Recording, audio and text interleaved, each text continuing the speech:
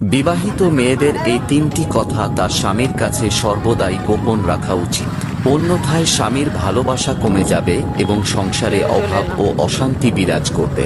জানার আগে হে মা লক্ষ্মী, তোমার ভক্তের এই চ্যানেল বাস্তুবিদ্যাকে যে ব্যক্তি সাবস্ক্রাইব করছে তাদের ঘরে তুমি কখনো অর্থের সমস্যা হতে দিও না।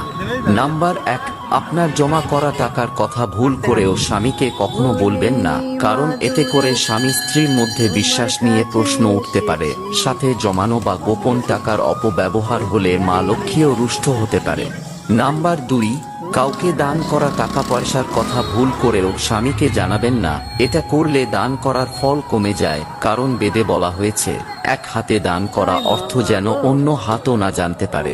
নাম্বার 3, স্বামীকে কখনোই আপনার মায়ের বাড়ির বিষয়ে গোপন কথা বলবেন না, কারণ এমনটা করলে স্বামী এর সুযোগ নিয়ে আপনাকে অপমান করতে পারে।